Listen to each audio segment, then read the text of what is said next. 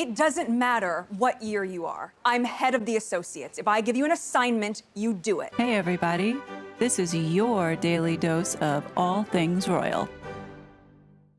Welcome back, my gorgeous, good looking friends. Today, I want to bring to your attention this book. It's called Scandals of the Royal Palaces by Tom Quinn. Never heard of it before until today, and I would like to know, how did I miss it? It was published last year in April of 2022. According to the description, it says, this book is the first in-depth look at the outrageous behavior not just of the royals themselves, but also of palace officials, courtiers, household servants, and hangers-on, covering existing royal palaces in some depth, as well as taking a look at scandals linked to long-vanished royal residences such as Whitehall, Nonsuch, and King's Langley. Scandals of the royal palaces also include new information on well-known and not so well-known scandals, including those that have only recently been revealed in detail through the release of previously secret official papers. As this glorious romp of a book reveals, scandal and the royal family have always been bedfellows, and the key to the sometimes extraordinary scandals the royal family have become involved in are the palaces in which they live.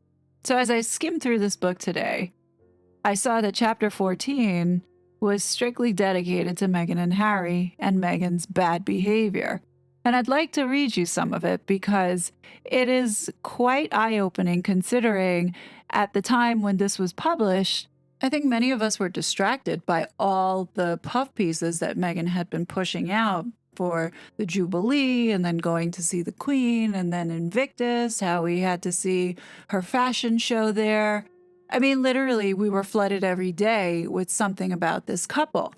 So it is possible that many of us missed the little juicy tidbits that were in this chapter or this book. So get comfortable, it's story time.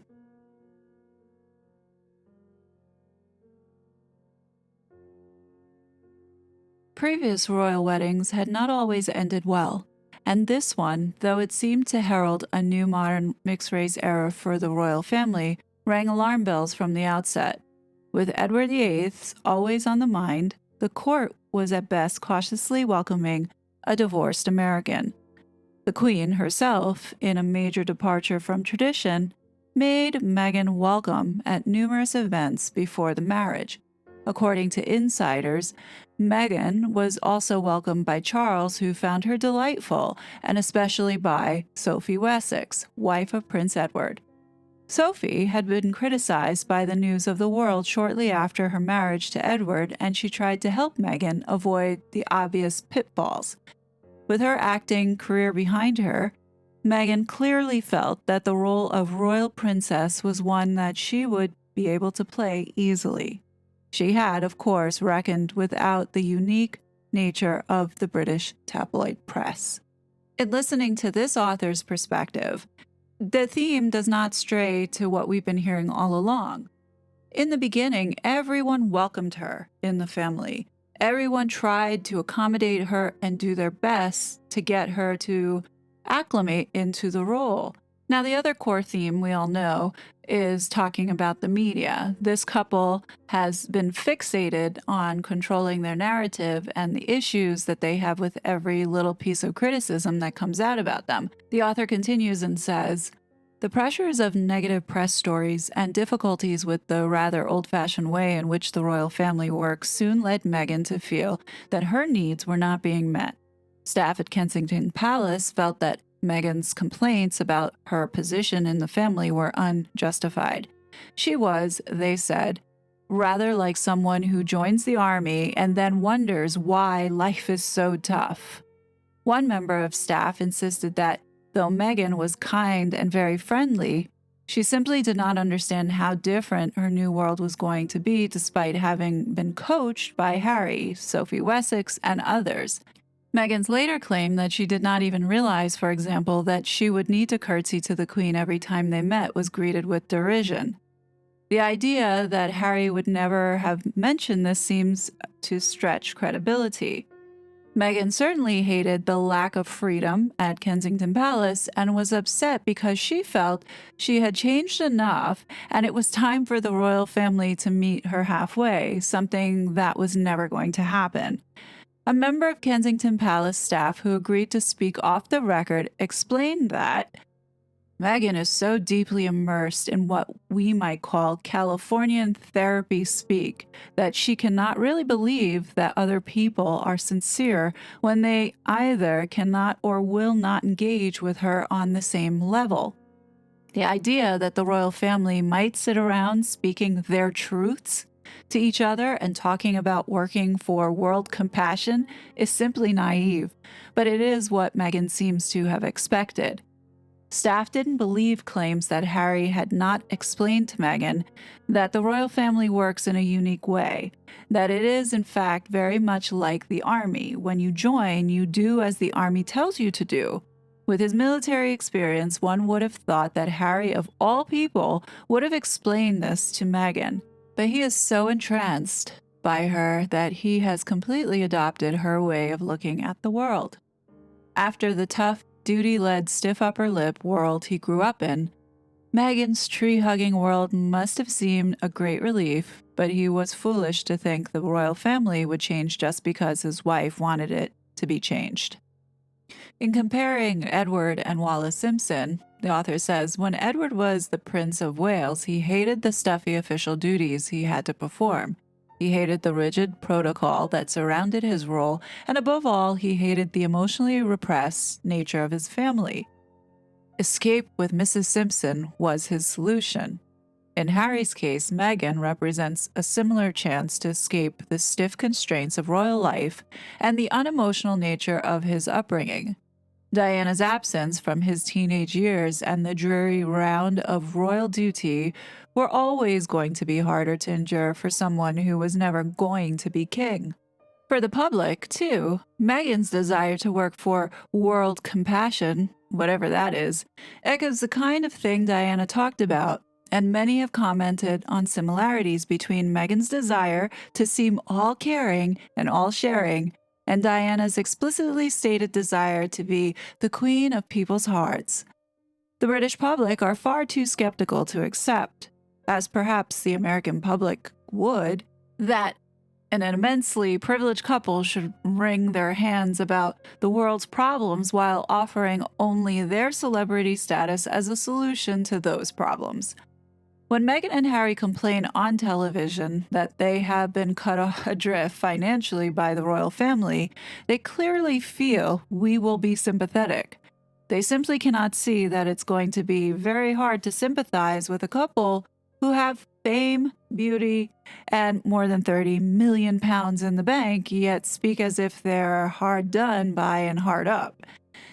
In the narrow celebrity world they inhabit in California, everyone probably does have more money than they do, and it's probably this that makes them lose sight of the fact that there is a vast world out there where people live for a year on what Meghan and Harry might spend in a week.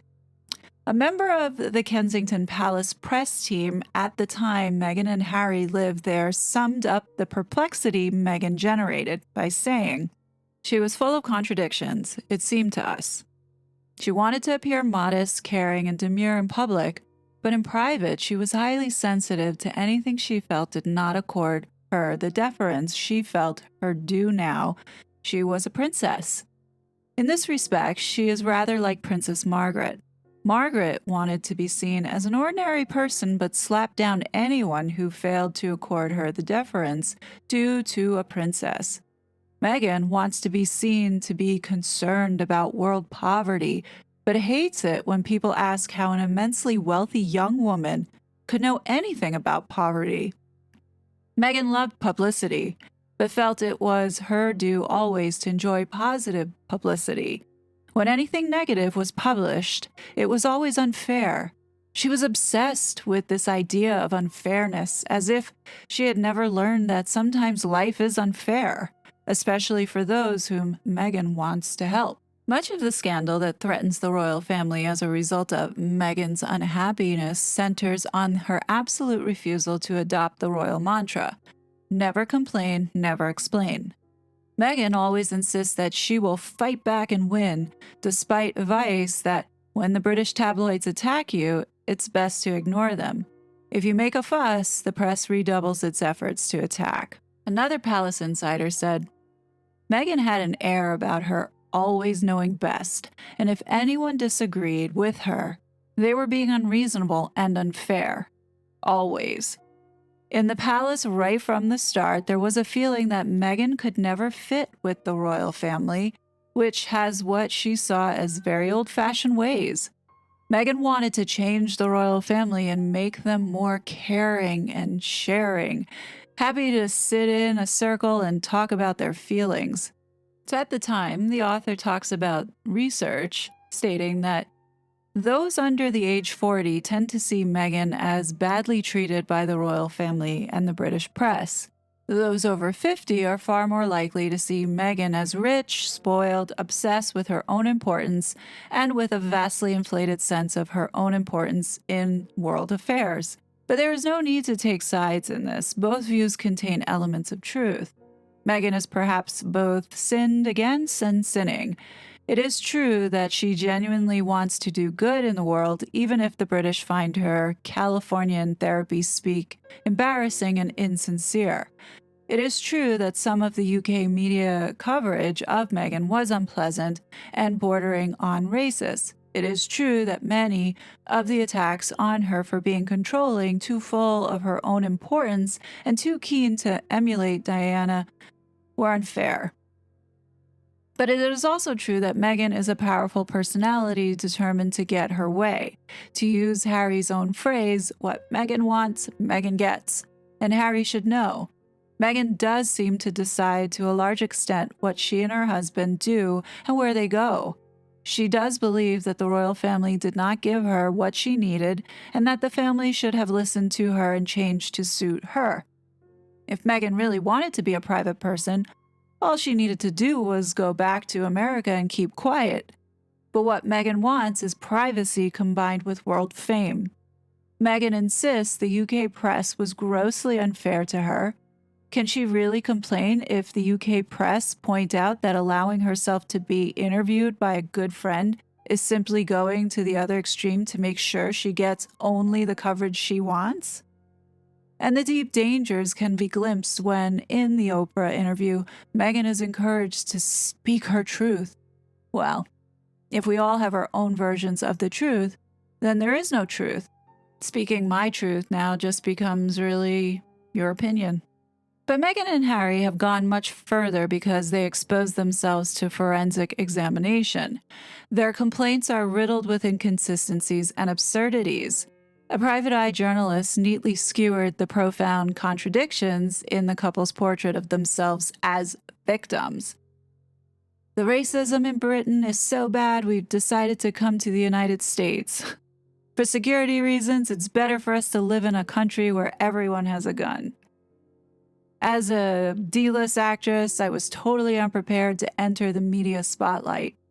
As an American actor and friend of Hollywood celebrities, I did not have the phone number of a therapist.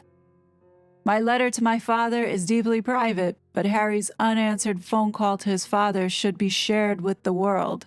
We're broke, apart from the millions Harry's mother left him.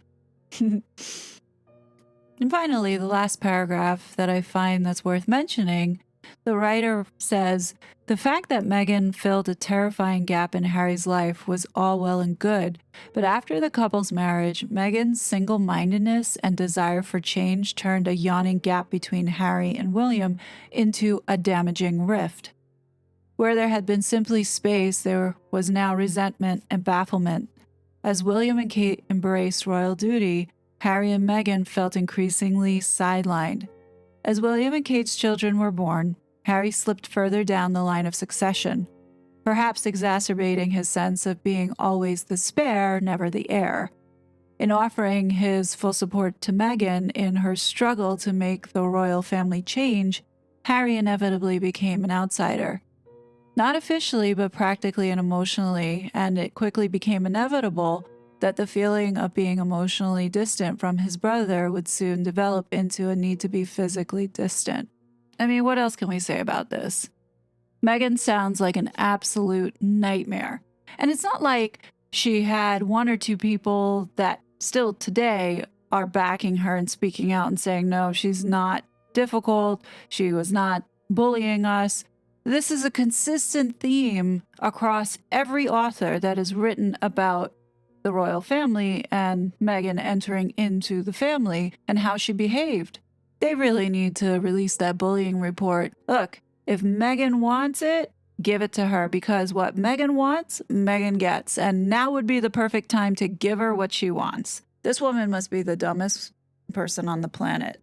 She had literally everything and was so greedy that she wanted more. She couldn't just sit back and share the spotlight, but she wanted all the spotlight. And look where it's gotten her. Like, who could F up so miserably like this and lose everything and then now be like the most disliked person in the world? And it's going to get worse, because if Samantha's trial moves forward, everything else is going to come out. Like, she has to be the dumbest person in the world, hands down. And I think there's something wrong functionally with her brain, because it doesn't appear that she has passed maturity level of like a teenager. And that, I think, is kind of sad. And you know, people like this, that behave like this, they're never happy. They'll never be happy, because whatever they have and they don't see it is never good enough. And I think that that's really sad. And for that, I have a little bit of empathy, not a lot, but I have some, because you can't really fix stupid. You just can't. I don't know, guys. What do you think? I thought I'd bring this to you, just a little light reading, because I thought it was interesting. And it really was on point in saying really what has been going on. And he said it before Tom Bauer, so I wonder why nobody really made a big deal about it. Anyhow, leave your thoughts below. You know I'll always be back with more content, but until then, please be safe, and I'll talk to you later. Bye! Such a fraud.